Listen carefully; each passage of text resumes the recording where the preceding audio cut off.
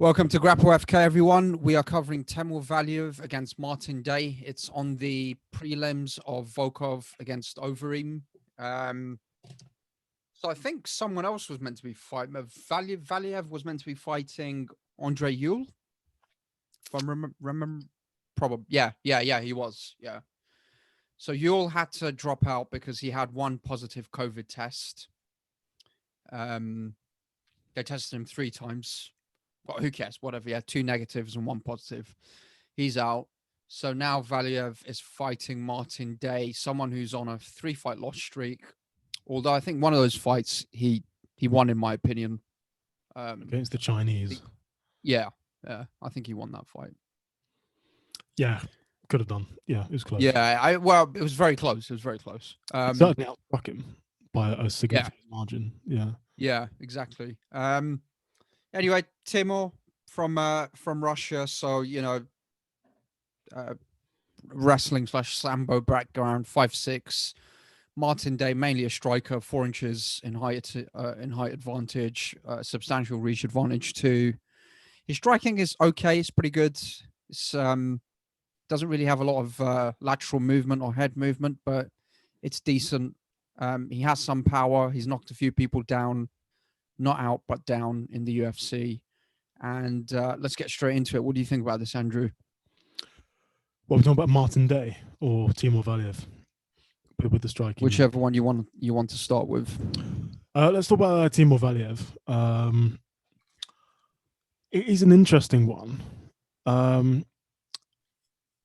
He's a Muay Thai guy, from what I can discern. His striking is really interesting. He mixes it up a lot with a lot of feints, a lot of kicks. It's a very varied attack. Yeah, and in his UFC debut, he did something I've never seen before, which was feint the right hand and then go for the low leg kick. So feint the right hand and go with the left leg kick, which I thought was really nice. Like I've literally never seen that in any combat sport ever. I think Umar does that as well. Does he? His younger cousin. Yeah. Okay. But yeah, it's really nice. And he does lots of things like that. Like he'll feint the knee, and then he'll go for the elbow. Just lots of little things that keep people guessing. Even though you have no idea what he's going to do. Yeah. Those moments when your opponent is guessing, second guessing, what you're going to do, you get banged. So I really like his striking. In terms of his ground game, you said he's got a sambo background. I guess he probably has because he's Russian. Yeah. It looks to me a bit more jiu-jitsu-y. It's sorry, I may have this wrong. He's a master of sport in pankration, which is huge in the Caucasus and Eastern Europe. And then he has a brown belt in jiu-jitsu. I think you're right. He has a brown belt in jiu-jitsu. Okay. Actually, let me check that. Okay. While you're checking that, yeah. In a couple of his fights, he's been taken down quite easily. It's against a Brazilian guy, obviously a jiu-jitsu guy. He got taken down pretty easily. But then in other fights, he stuffed takedowns nicely. And in other fights, he's got the takedown. Yeah. In other fights, for example, against Chris Gutierrez, before these two both came to the UFC, Chris Gutierrez being I think he's won 3 out of his 4 fights in the UFC now. Yeah. So when they met up in a different organization, that was a very competitive fight, and Valiev definitely got the better of him on the ground. Yeah. He caught Gutierrez's kicks, took him to the ground, and it did some nice wrestling, did some nice jiu-jitsu stuff. It looked like pure jiu-jitsu, trying to pass the guard, which he did successfully. Didn't necessarily inflict a whole load of damage, but he definitely dominated him on the ground, which is good to see. Well, so, we've got it here. So he's a master of sports in sambo, international master of sports in pankration, and a brown belt in Brazilian jiu-jitsu again under Ricardo Almeida. And there is a lot of overlap in combat sambo and Brazilian jiu-jitsu. A lot of the submissions and so on. So, yeah, I mean, your analysis would make sense there. Yeah. So his ground game it looks to be decent, if not maybe not exceptional, but decent. Yeah. But one thing we've got to talk about, Waleed, is his debut against what was that guy's name? The guy he fought, the black guy with the blonde hair. Oh yeah, I forget his name. That was a weird fight because he was getting the better of him for 2 rounds and then he got KO'd, right? Yeah, And then he it got did. overturned. I forget his name. Let me check. I mean, he was banging that guy. Yeah, I know. Trevin Jones. Trevin Jones. Yeah. Yeah, he outlanded him 66-26. Yeah, he nearly finished him in the first round. I mean, beat the fuck out of him at the end of that first round. Yeah. Complete domination. And Trevin Jones, going back to the thing I said about the feints, Trevin Jones didn't know what to do. He wasn't countering, he wasn't going first. He was just lost amid, the trickery that Valiev was doing. Yeah. I mean, Valiev banged him hard. And I think that when Trevin Jones caught him in the second round, I think maybe that was a little bit lucky, if we're being honest. And if you ran that fight back, another 9 times, Valiev's probably winning, I suspect. Yeah, I think Valiev wins that fight 70-75% of the time. Yeah. Because, yeah. I think so. But, this MMA, right? One punch. It's always said, but one punch can change everything. But yeah, he was beating him up pretty badly. Yeah. And in an impressive fashion, I would say. Quite short, Valiev, should be mentioned, 5'6". It is short. That's one of the things that worries me here. Yeah, because Day is 5'10".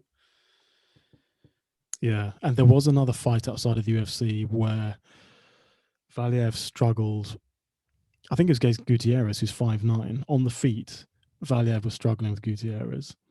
He was struggling closing that distance.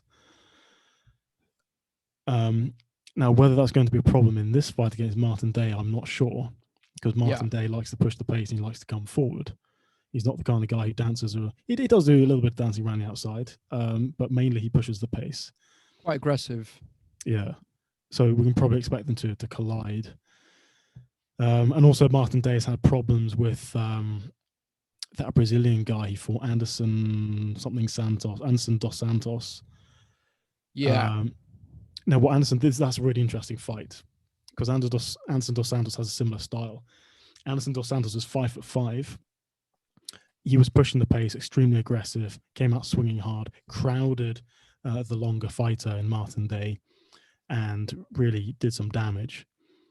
And I can kind of see Valiev doing that.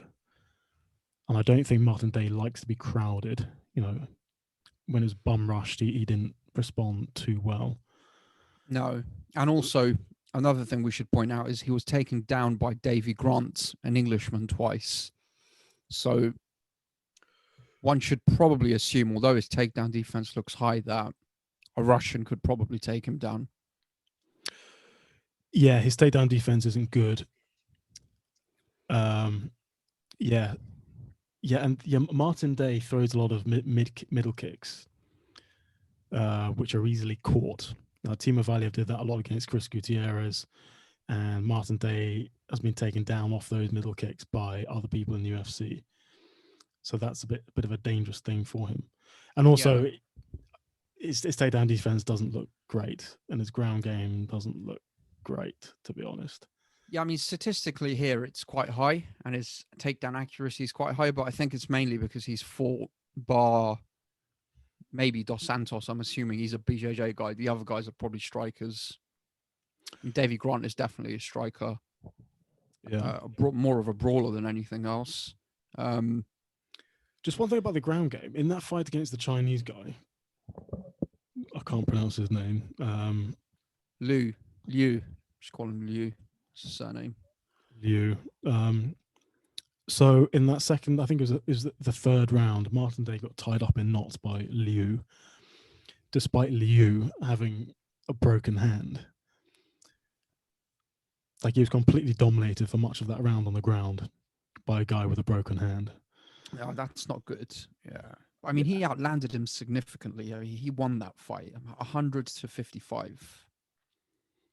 Yeah, I can see why the judges gave it to Liu. I think maybe Liu did enough in the first round, and then certainly enough in the second round. It's the first round that could go either way, I think. Okay. But it could go either way, really. Yeah. It was a split decision. But that I mean, I said, watched it. I thought Martin Day won the fight, but it was a close. It was a close fight, I guess, with the grappling as well. Davy Grant's was a close fight as well. I mean, he knocked Davy Grant down. Davy Grant then knocked him the fuck out in the third round. That was a close fight. So he can crack. This guy can crack. Yeah, he's had 4 losses in the UFC. Not a great record, but he's not a completely shit fighter. He can crack, and if he lands on someone, he can knock them down. He knocked Davy Grant down. He knocked Liu down. So he's got a bit of power there. Something for Valiev to watch out for if he's trying to get in on him or something. Yeah, he's a better fighter than his record suggests. Yeah. Like the striking is good. The kicks are good. He's got a nice jab. He's a precision striker. Pretty quick. Yes. And the commentators always, big up his striking. And the striking is good. But at the same time, he's not winning fights. Yeah. And he's getting caught. He gets hit, yeah. He's getting countered. I mean, Liu was countering him. And yeah, he's been knocked the fuck out. So it's a strange one. Yeah, his striking is good, but it's not winning him fights. So yeah. Yeah. I went into this thinking, oh yeah, I mean, Valiev's definitely going to win this. But now I'm less sure, to be honest. If Valiev had a more grappling-centric game, and we could be sure that he'd go for those takedowns, I would say 100% Valiev is going to smash this guy. Yeah. I think Valiev can take this guy down. I mean, Valiev can take him down. I'm sure he can, but yeah. Is that part of his game plan, considering he's primarily a striker? I fucking hope it is. I mean, he trained for Andre Ewell. What's Andre Ewell is a striker, right? I think Mainly so, a striker. Yeah. I mean, we're getting onto predictions. I still think this is a fight that Timur should be winning 65% of the time, possibly even 70. He's had some really tough fights in the GFC and PFL against some really tough dudes, and he's beaten them. Okay, he lost his first fight in the UFC, but it was he was doing very well and he got caught. This shit happens. Can he get caught by Martin Day? It's possible, but I just think he's a more well-rounded MMA fighter, and I think he should be beating Martin Day. And on top of that, Martin Day's taking this on short notice as well. So yeah. I agree with you. I'm just looking at Martin Day's striking differential there. That's a decent striking differential for someone who's lost all of his fights. Yeah, it's not bad, is it? I haven't seen. Well, they've included a contender series fight there where he outstruck the guy significantly as well, and he lost that too. I think he won against the Chinese dudes. So let's not count the contender series one. I think he beat the Chinese guy. That's my opinion. But it was a very close fight. Davy Grant fight was very, very close until Davy Grant, as you said, countered him with a left hook, if I remember correctly. Yeah, countered him with a left hook, which is a major flaw that Day has. He gets countered quite easily. And then I didn't watch the fight against Dos Santos. I'm just assuming he jumped on him and grapple fucked him really quickly. Dos Santos banged him on the feet for a bit, then jumped into guillotine and choked him out. Got him out of there. Okay. Yeah. All right. Yeah. And then Timur has had some really tough fights in the GFC and PFL. Obviously, his striking differentials, is skewed because he's only had one fight where he was banging the guy for, 2 rounds. And then he just got caught. But yeah, I think Timur should be winning this 65% of the time. Timur should be winning this fight, I think. Yeah, if if Timur crowds him and is aggressive, gets in his face, he wins, I think. Yeah, if he mixes it up. Yeah. If Timur goes for takedowns, he wins. If Timur stands at range, I think he loses. Oh yeah, 100%. Yeah. He The guy shouldn't be standing at range. Yeah. Yeah, a 5'5" guy, standing at range is playing into the strengths of the guy who's 5'10", and he must not do that. I don't think he will, because he's really, really fucking aggressive. You know, what I like about Valiev, like he's a fucking animal. Russian. Yeah, he's Russian. So yeah, I mean, when Trevin Jones TKO'd him, he didn't go out. Yeah. And the referee called off the fight. Valiev kept going. He was going for the takedown. He was trying to take down Trevin Jones after the fight had stopped. And his instincts were just to fucking keep going. Yeah. Which just shows he's just naturally an animal. Yeah. I really like that. Yeah. Yeah, I think Timur will win this. The question is, where does this go in terms of the come? And what are the odds? Well, the odds, I think you mentioned yesterday, didn't you, that he's a heavy favorite? Yeah. So a huge favorite. We were talking about this guy for a potential safe come. Yeah. Parlay, shall we say? Yeah. This to me is more risky come territory than safe come. Yeah. Yeah. Yeah. I think that too. And what are the odds of Day winning? Getting a KO or something. So if there's something ridiculous, I might just put a very small bet down.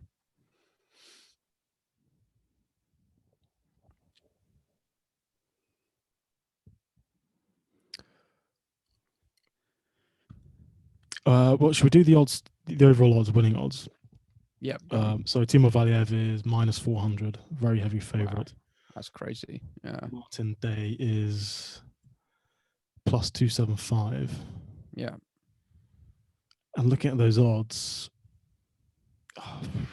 Martin Day is quite tempting. Yeah. And what about a Martin Day finish? I think that will be very good, because he hasn't finished anyone in the UFC. Martin Day by KO/TKO is +600. Martin Day by submission, which will never happen in a million years. Yeah, that won't happen. +2500. Yeah, that's not happening. Yeah. Obviously, I want to back Timur Valiev here, but the odds are not great. Yeah, I think Timur will win, but the odds are.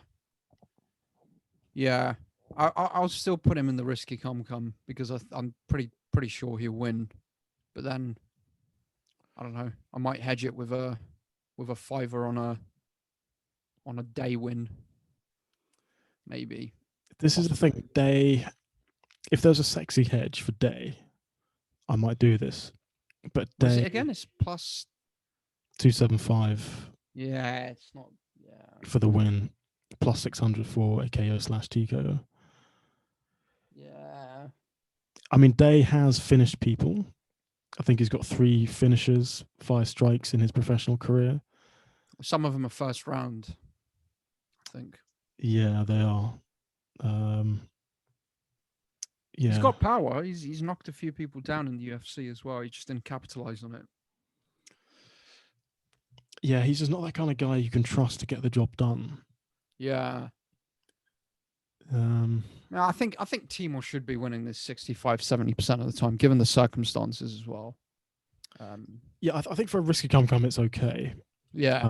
The issue is we've already got 3 people in the risky come. Yeah, we do. And adding another one is a lot, unless we find somebody else for the risky come. Which is certainly possible. Yeah. We've still got Stamann, for example. I think he'll beat that dude. I think he'll get a unanimous decision against that Asker dude. Yeah, probably. Yeah. So yeah, this is probably a decent one for a risky com. Yeah. Plus, yeah, I'm gonna put this in the risky com. And that's it, really. Timur Valiev. A lot of hype about this guy. Let's see what he does. He needs a big win. Because they were really hyping him up when he came into the UFC. Yeah, he's a good fighter for sure. Yeah. So in terms of predictions, let's formalize this. Who do you think wins what round and what method? I think Valiev unanimous decision. You don't think he can finish Martin Day? No. Actually, he might be able to because he's coming in on short notice as well, so he's not gonna. I'll stick with unanimous decision. Valiev. Just seeing if Valiev's got any submission wins. He must do. He's a master of sambo and pancration and a brown belt, and he must have a few. He's got 2 in 10 years. He's only got 2. That's surprising. I'm gonna say Timur Valiev wins round 1. Round 1. Ground and pound. What are the odds on that? Well, I'm not. Let's have a look. I'm not that confident in it. Yeah. Plus 400, so not great. Actually, can I change mine? I think Timur Valiev will TKO KO him in round 2. That's quite specific. Yeah, in round 2. Okay, fair. Yeah. So yeah, there you go. We are covering more fights soon. Actually, what day is it? This card's Thursday. It's Thursday today, and it's on Saturday, right? This is probably the last one. Yeah, this is probably the last one, guys. So I think if we quickly look at who we've got, I mean, I had a look at Cody Stamann against Asker. I think Cody Stamann will win unanimous decision, via unanimous decision. If anyone wants to drop a comment on that, please feel free to do so. I'm not sure if you've looked into that, Andrew, but no, not in depth. No, I just Asker. I mean, he looks okay-ish, but coming in on short notice against such an experienced guy, well-rounded fighter as well, I think Cody will get the job done there. Benio Dariush and Diego Ferreira, we didn't really want to go anywhere near that, but that's going to be a great fight. We've got Rodriguez for, was it the risky or the safe? Safe, right? Yeah. And then we've got Zalal for the risky, Valiev for the risky, Sandhagen for the risky. And we've got Volkov for the risky as well. Yep. And where Michael Johnson and Clay Guida, I think we should just retire both together in the ring after their fight. Or before the fight. Yeah. Just call it off. Fuck it. Call it off, yeah. Just go home. Exactly. Yeah. But yeah, Pantoja we haven't looked at. He's a good fighter. I'm not too sure about his opponent. But yeah, that's it. That's what we've got for this card. Sick. And yeah, thanks for watching, everyone. Please like, please subscribe, and feel free to leave any comments. Looking forward to the fights on Saturday, and I think there's a card after the Saturday following as well. Pretty sure. I believe so. Yeah. But anyway, thanks for watching, everybody. Have a good evening, morning, or whatever, wherever you are. Take care. Bye.